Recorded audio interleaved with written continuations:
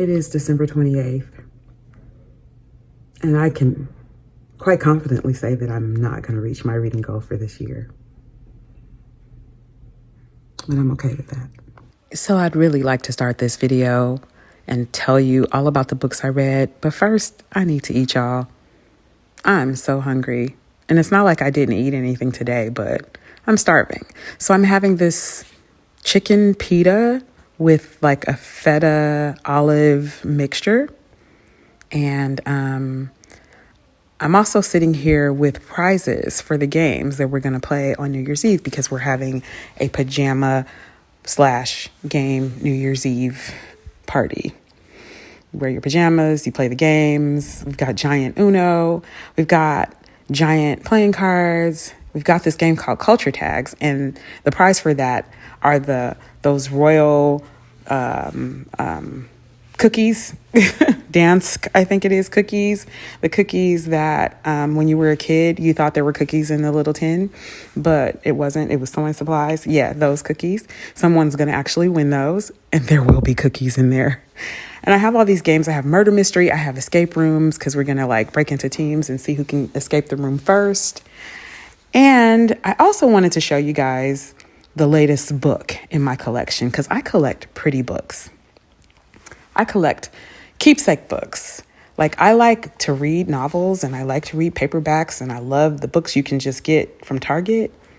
But my real book collection, beautiful books. So if you want to see a video of those, just let me know in the comments. By the way, if you haven't subscribed to this channel, what are you waiting for? And like, hit the notification bell, comment, do all of the things. Let me know you're out there. By the way, that sandwich would have been much better with this red onion that I bought, or a pita. It was a pita, but that I bought specifically for the pita and did not cut up. But that's neither here nor there. Let's get into the books that I read this year. So I'm over on Goodreads, like a lot of book people. I am Bella on Goodreads. I will leave the link to my Goodreads account in the description box. So let's get into the books I read this year, the 16 books, and also what I rated them. So A Visit from the Goon Squad by Jennifer Egan, I rated that 4 stars. When Breath Becomes Air by Paul Kalanithi, I rated 5 stars. The Secret History by Donna Tartt, 5 stars. Convenience Store Woman by Sayaka Murata, 5 stars. Severance by Ling Ma, 4 stars. Tomorrow and Tomorrow and Tomorrow by Gabrielle Zevin, 5 stars. Einstein Dreams by Alan Lightman, 5 stars. 84 Charing Cross Road by Helena Harif, 5 stars. Luster by Raven Leilani, 5 stars. Of Speculation by Jenny Offel, 4 stars. Community Board by Tara Conklin, 4 stars. Dyscalculia by Kimani Felix, 5 stars. Circling the Drain by Amanda Davis, 4 stars. How to Be an Artist by Jerry Saltz, 5 stars. What I talk about when I talk about running by Haruki Murakami, 5 stars. Everything, Nothing, and Someone, 5 stars. Now, I know it may seem like I have a lot of 5-star reads, and the reason why that is because I truly picked books that I knew I would enjoy, and once I started reading them, that solidified. You probably won't ever see me have a 2-star book or a 1-star book, because I don't finish books that I don't like. So for me, a book has to be a 3-star right out the gate. I really enjoyed all of the books that I read this year, and I don't have the physical copy of most of them here because I did move, which is obviously one of the reasons why I didn't read as much this year or didn't reach my reading goal. But the ones that I have like the physical copy of here, more than likely I have them because 1, I read them in the latter half of the year after I moved, and 2, because they stuck with me. For instance, Everything, Nothing, and Someone, Dyscalculia, Circling the Drain, and Tomorrow and Tomorrow and Tomorrow was somewhere in the middle, because I do believe I was reading this while I was moving. I mean, that sounds right. When Breath Becomes Air, I read in February. But I have to actually amend what I said about Tomorrow and Tomorrow and Tomorrow, because I actually finished this at the beginning of November. Wow, it seems like I read it earlier in the year, but it has stuck with me. And this one is definitely a fave. I put the dust jacket away because where I have it in my house, I needed this color book and it just worked perfectly. This, along with The Secret History, two favorite books of the year, although Everything Nothing Someone definitely is a close third. And Circling the Drain is a surprising favorite as well, which is a book of short stories, which I don't usually care for. But this is the book, and I think I said this in the review, that has made me start to actually really enjoy short stories. At community board in July, right before I moved into my house. And this book was kind of me getting back into reading this year because while I was moving and packing, I don't know why I have a pencil sharpener just sitting on my couch, but while I was moving and packing, I obviously wasn't reading as much as I could be. And this book was the one that, like, I mean, it was laugh out loud funny. It was perfect for moving, perfect for it was the perfect read right before moving, because this person was also like changing her life, not by choice, but her life was changing and she was moving and beginning and embarking on what would become a new life for herself. And it was laugh out loud funny. I thoroughly enjoyed it. And it really like sparked that need to continue reading. I wasn't in a reading slump before, but it stopped me from going into one, if that makes sense. I read Dyscalculia by Kimani Felix in November as well. A love story of epic miscalculation. Love the cover art on this book. Love this book. I rated it 5 stars. It's a very real story of the heart. Like, it speaks so candidly about heartbreak and love and what people often accept in relationships and what they don't. And it was just very interesting. It was just very interesting, very in your face. I annotated it a little bit and then I lent this book out. And I honestly don't remember what my annotations were. Hopefully they were nothing too crazy. And hopefully they didn't bother the person that I lent it out to. She's still talking to me, so maybe they didn't. But she's a poet. Kimani Felix is a poet. And this is definitely nonfiction, which is typically what I gravitate towards. This was my first book that was like a novel, that read like a novel, but also read like poetry.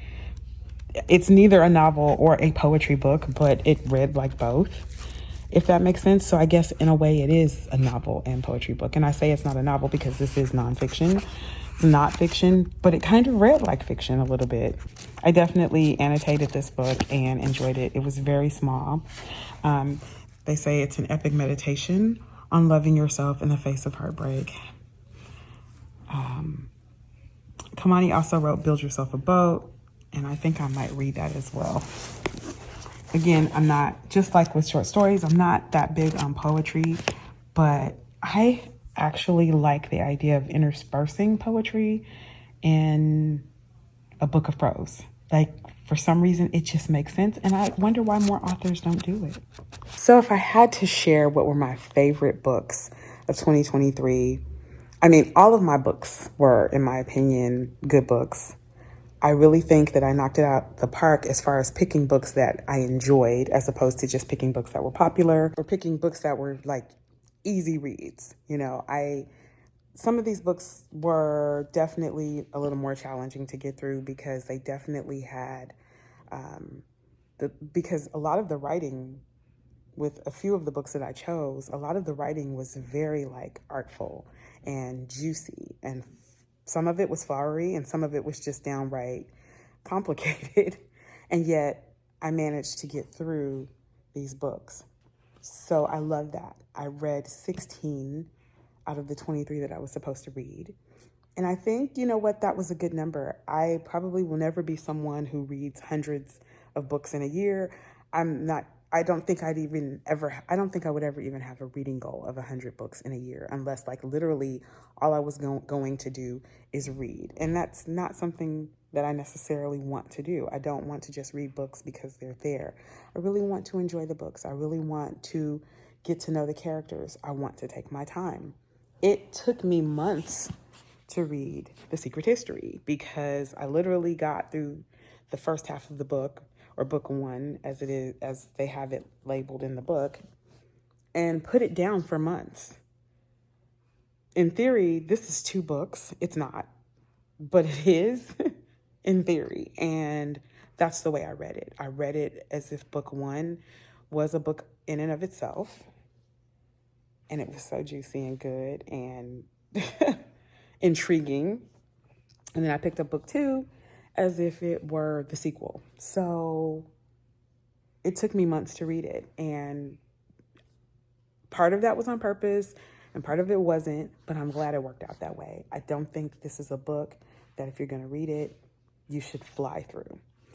Now, a book that I did fly through, I read Haruki Murakami's What I Talk About When I Talk About Running. And that is definitely in the top 5 of my favorites for 2023. It was an amazing, it was an amazing memoir of sorts, because it's just a snippet, a small part of Haruki Murakami's life. It was an amazing memoir that spoke about an aspect of his life, one aspect of his life that actually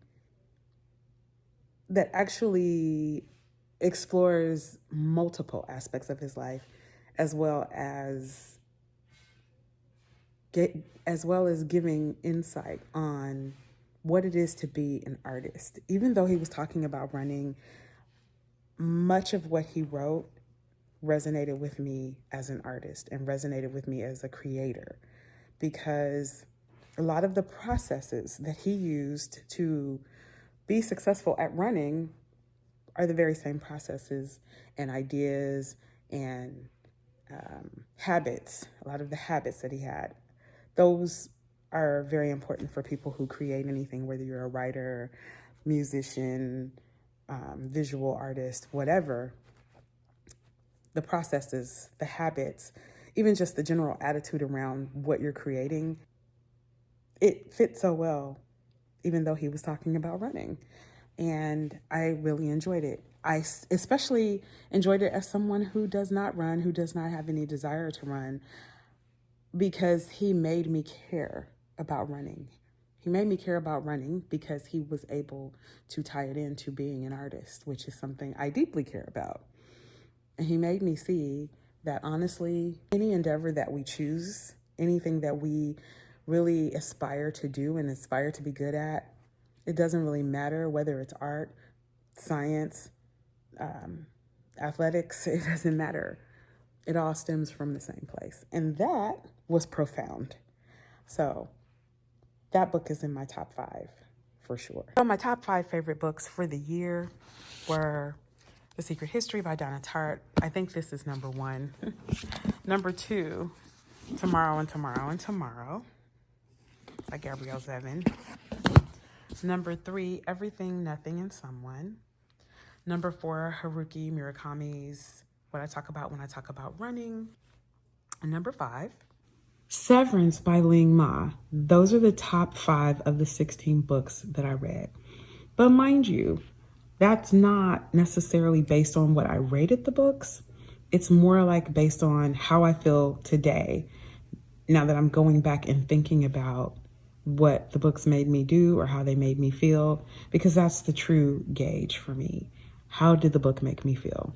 Think about Ling Ma's book. It made me want to read her other books, and I'm currently reading her collection of short stories, Bliss Montage, which, again, another book of short stories. Like, I'm having to ask myself, who am I? Because it's not my thing. But I'm thoroughly enjoying it right now. It's a little harder to get through than I thought it was going to be, but the first 2 stories I really enjoyed, and there are 6 altogether. So I may finish that this year, I may not. Present day me popping in. Wow, this is my voice, you guys. It is January 1st, and I did not finish that book because I decided to have a New Year's Eve party. I knew I was going to have it all along, but the real prep began. And because of that, I did not do anything. I did not do any reading. So I will carry Bliss Montage into 2024. But I had a great party. Gabby's like, I gotta go get my drink again. What's your rap name? 3 Chainz, because I make 3 Chainz on cakes. 3 Chainz. So cute. Do you see your nails? Because I just like 3 Chainz when I make cakes. That Harry Potter. Don't do that. Don't make this up, little girl. What kind of cheese is this? I gotta do it.